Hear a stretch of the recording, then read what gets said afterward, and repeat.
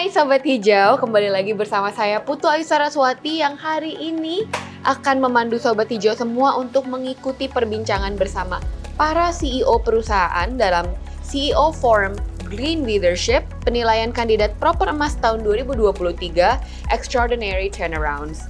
Saat ini saya sudah bersama salah satu sosok hebat, seorang CEO yang perusahaannya masuk ke dalam penilaian kandidat Proper Emas 2023. Izin saya perkenalkan Bapak Nandi Julianto, Pak, selaku Direktur PT Toyota Motor Manufacturing Indonesia. Selamat pagi dan selamat datang pagi, Pak Nandi. Mbak Ayu, selamat pagi Sobat Hijau. Apa kabar Pak? Baik, luar biasa. Gimana tadi, how was the experience di dalam ruangan? Tadi ada penilaian ya Pak ya? Sangat interaktif lah. Iya. Ya, banyak hal yang kami bicarakan dan terutama menjadi masukan bagi kami untuk kedepannya ya. Oke. Supaya bisa lebih baik lagi tentunya. Amin, amin Pak. Selamat sekali lagi Pak Thank for you, Mbak. being eligible untuk penilaian ini. Saya yakin banyak perusahaan yang berusaha tapi belum tentu bisa masuk ke ruang panas itu Pak. Oke, kita ada beberapa pertanyaan Pak. Untuk Sobat Hijau di rumah yang sedang menonton. Yang pertama Pak, apa sih kebijakan Pak Nandi sebagai pimpinan perusahaan yang menurut Bapak dapat menyelesaikan masalah ketimpangan, aksesibilitas, dan juga pengembangan peran perempuan, Pak? Ya, pertama tentu mulai dari policy ya. Iya. Policy. Kalau internal kita mulai dari policy. Policy internal kami memberikan kesempatan yang sama. Itu dulu. Kesempatan yang sama, baik dari sisi rekrutmen, promosi, karir, dan lain-lain.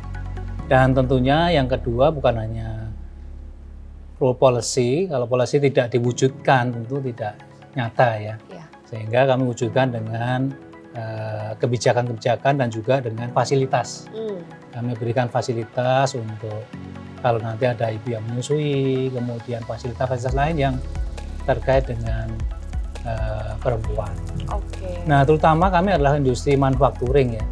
Karena industri manufacturing itu berarti kesannya itu maskulin banget gitu. Nah, kami membuat yang namanya proses hijau, green process.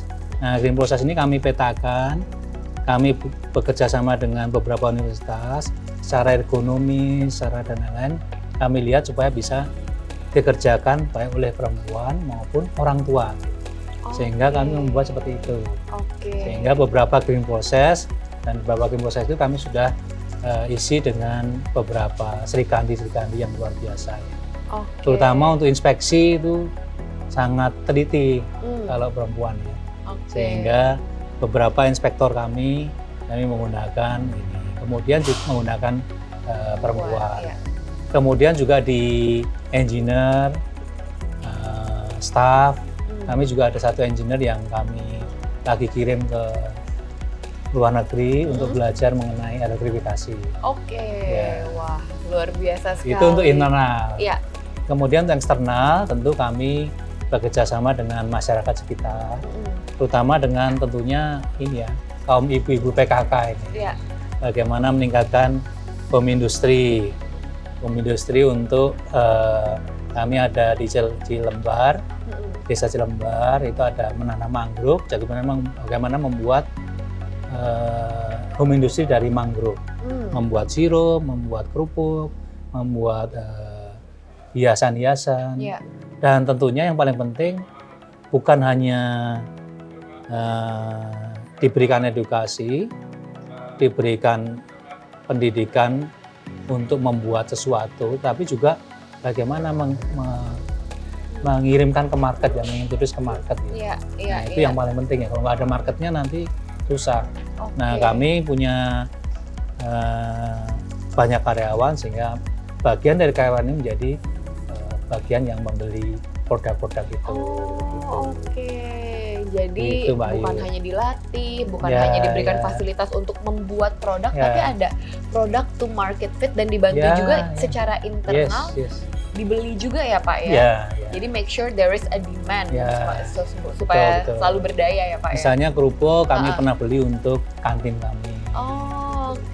Itu one of idea.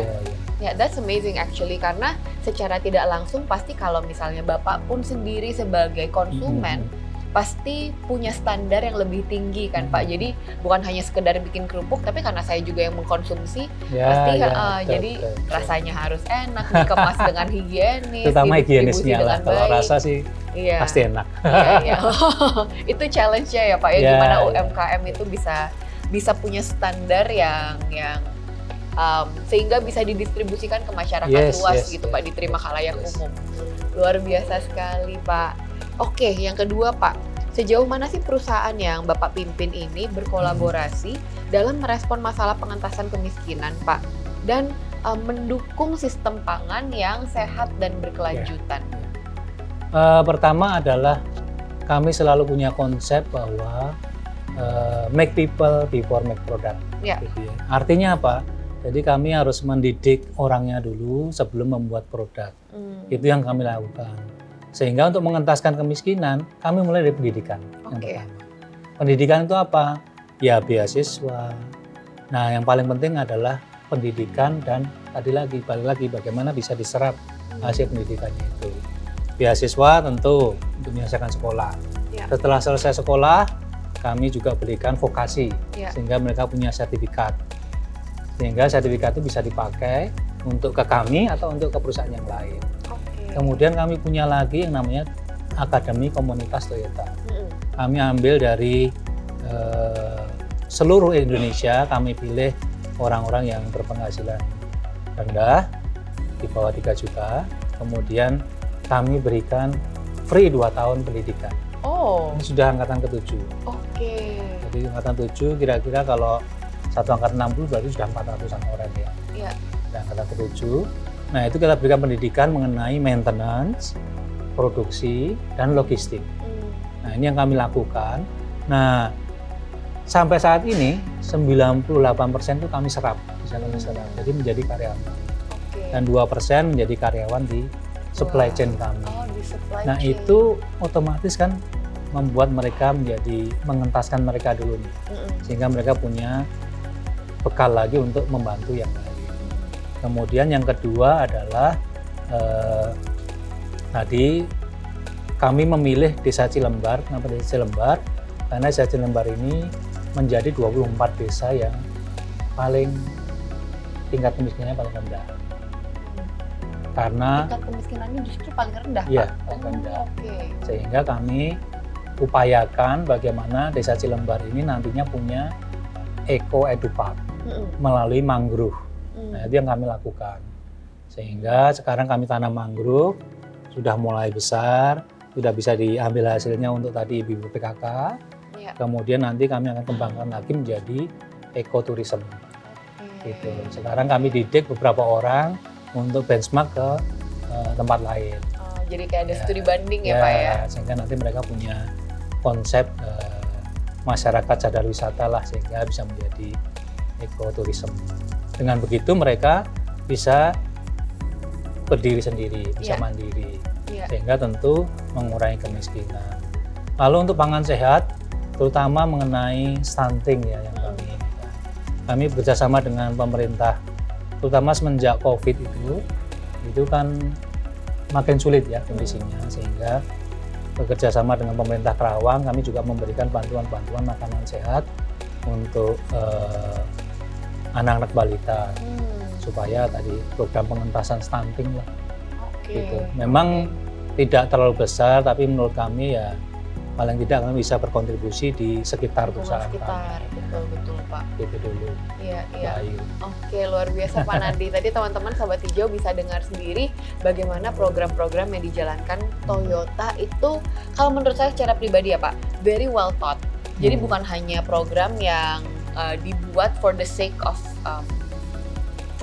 making a program, tapi benar-benar dipikirkan jangka panjangnya, bahkan saat mendidik pun dipikirkan penyerapannya, saat membuat produk pun dipikirkan sampai ke marketnya. Jadi it's a very well thought product, dan saya yakin teman-teman sebenarnya kan konsep memberi kail daripada memberi ikan ya. Tapi kalau memberi kail habis itu dapat ikan, tapi ikannya mau dikemanain nggak tahu juga, repot juga gitu ya.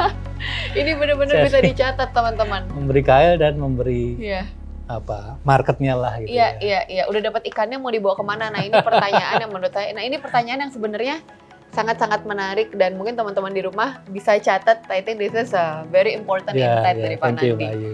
Oke, pertanyaan ketiga, pertanyaan terakhir Pak. Seberapa penting sih Pak peran proper KLHK menurut Bapak sebagai katalisator untuk mencapai visi misi Toyota dalam pengelolaan lingkungan Pak? Ya. Pertama kalau bagi kami ya, proper itu menjadi KPI kami, KPI perusahaan kami. Jadi semacam mercusuar lah bagi kami ya, mercusuar sehingga kami bisa menuju ke satu titik yang benar. Gitu ya. Kalau kapal itu kalau nggak ada mercusuar zaman dulu ya, kan bisa nyasar kemana-mana gitu ya. Sehingga itu menjadi satu pedoman bagi kami, untuk kami pertama-tama adalah comply dulu, comply regulation. Kemudian tentu bagaimana terus melakukan seperti konsep kami adalah perbaikan terus-menerus, Kaizen. Bagaimana kami terus juga memperbaiki lingkungan gitu ya. Dan lebih lagi yang dari ruang panas tadi kata Mbak Ayu ya. Waduh, kami dituntut, bukan dituntut ya, kami dibimbing untuk lebih berkontribusi gitu. Sehingga bagaimana bukan hanya patuh tetapi semakin memperbaiki dan semakin berkontribusi. Nah, itu menjadi suatu yang bagi kami proper menjadi suatu mercusuar lah bagi kami untuk kami menuju suatu titik yang lebih baik. Iya, luar biasa ya. Jadi tadinya adanya proper ini mungkin sebagai guideline, tapi lama-lama setelah diikuti, apalagi dapat kesempatan untuk dibimbing langsung, berdiskusi langsung dengan para pakarnya, menjadi motivasi untuk melakukan sesuatu yang beyond compliance ya Pak, di luar bukan hanya complying gitu. Ya, tadi Pak Dirjen juga menyampaikan pada kami bagaimana produk Toyota itu banyak dipakai di perkotaan, tapi kenapa kok aktivitasnya banyak dilakukan bukan di perkotaan gitu kan. Jadi satu masukan bagi kami lah untuk bagaimana membuat hutan kota misalnya. Oke. Jadi dirasakan oleh masyarakat yang memang benar-benar sebenarnya setiap hari bertemu dengan produk Toyota begitu ya Pak ya. Luar biasa teman-teman di rumah. Jadi hari ini kita pun belajar, dari pihak Toyota pun belajar, dan saya yakin pada Dewan Penilai juga belajar mengenai apa saja sih sebenarnya yang sudah dilakukan oleh Toyota selama ini ya. Terima kasih banyak Pak Nandi. Thank you Mbak Ayu. Thank you for sharing your expertise. Banyak dapat kata-kata mutiara hari ini Pak dari Bapak. Terima kasih ya Pak. Terima kasih, semoga sukses Mbak Ayu. penilaiannya. Sukses juga kami buat doakan Mbak Ayu. semoga emas. Terima kasih, amin. Pak. Terima kasih Sobat Hijau.